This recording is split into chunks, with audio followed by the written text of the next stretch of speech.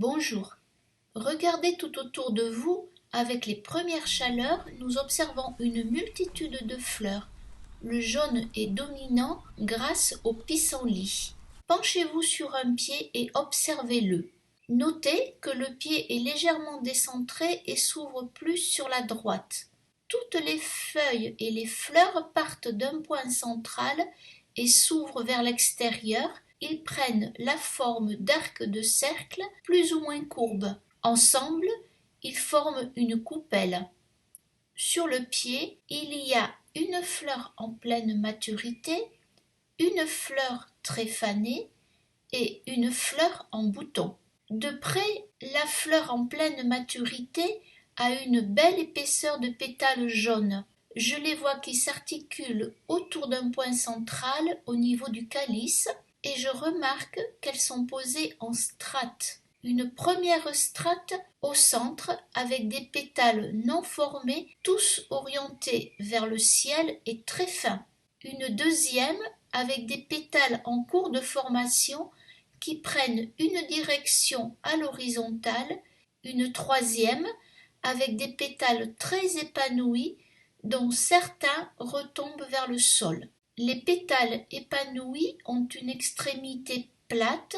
Pour les représenter, je choisis un pinceau peu épais dont l'extrémité, également dénommée fleur, est usée. Le feuillage a une dentelure très large, légèrement en quinconce d'un lobe à l'autre. Ces derniers s'articulent autour d'une nervure centrale épaisse, quasiment blanche. Dans le cas présent, la lumière arrive de la gauche. Pour poser le croquis du pied du pissenlit, je mets sur la feuille de papier un point central dont vont partir toutes les feuilles et les fleurs. J'évite de le mettre au centre de la feuille, le pied part légèrement vers la droite. Puis je trace les deux tiges très hautes et très visibles qui portent la fleur épanouie et la fleur fanée. De la base partent également les feuilles, je trace leur nervure centrale en essayant d'organiser mon tracé du premier au dernier plan, sans oublier les tiges qui portent les boutons. Je finis par mettre quelques détails qui vont m'orienter lors de la mise en aquarelle, comme les calices des fleurs, la largeur et les volumes des feuilles. En regardant le croquis, je remarque que le sommet des feuilles décrit un cercle légèrement ovale. Il respecte la dynamique du pied de pissenlit. Tout d'abord, sur un papier de brouillon, je m'exerce à la pose de quelques pétales. Je pose le croquis d'une fleur, le point central autour duquel s'articulent les pétales et la limite extérieure de la fleur. Puis je prends un pinceau, je vous rappelle une fleur usée. Je le gorge d'eau. J'opte pour du jaune auréoline en tournant la fleur du pinceau dans le godet sans l'écraser. Je teste sur le brouillon pour mesurer la teneur en eau. Il y en a trop? J'essore la touffe du pinceau sur le torchon. Attention, seul le ventre et la racine du pinceau sont en contact avec le torchon et je tourne le pinceau sur lui-même afin de faire absorber l'eau contenue dans le ventre sans perdre la forme en fuseau de la touffe. À nouveau je teste, ça me semble correct. Sur le brouillon, j'écrase la fleur du pinceau afin d'obtenir une pointe plate. Après cette courte approche, je passe à la mise en aquarelle de la fleur du pissenlit.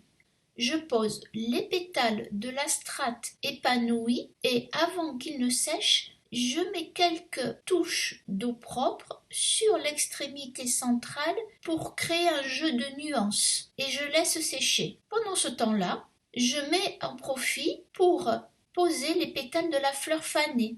Puis, avec un cadium orange, je reviens sur ma fleur épanouie pour traduire le cœur du pissenlit. Les pétales du centre de la fleur qui se résument à de très fins traits. Je les pose avec la tranche de la fleur du pinceau que j'ai au préalablement écrasé sur une feuille de brouillon. Et je rajoute quelques touches d'auréoline pour créer des variations d'intensité. Enfin, toujours avec du jaune, je crée la ligne de pétales intermédiaire qui se résume à de petites taches plates qui sont également faites avec la fleur du pinceau écrasée.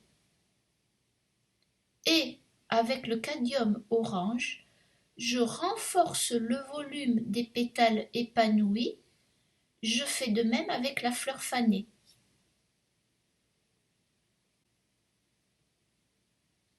Je passe au traitement des boutons avec un verre de vessie. Regardez-les bien vos boutons. Les calices sont formés de petites stries verticales. Finalement, un petit peu comme l'ensemble des pétales de la strate centrale des pissenlits. Donc je pose de petits traits tout fins qui peuvent être soudés les uns aux autres par moments et dont l'intensité est plus forte côté ombre. Pour poser la collerette des sépales, qui est d'une autre teinte, beaucoup plus discrète, j'opte pour un terre verte. Avec la fleur de pinceau, peu chargée en eau, je tire les sépales du cœur de la fleur vers l'extérieur en levant la fleur du pinceau sur la fin pour obtenir la finesse du sépale.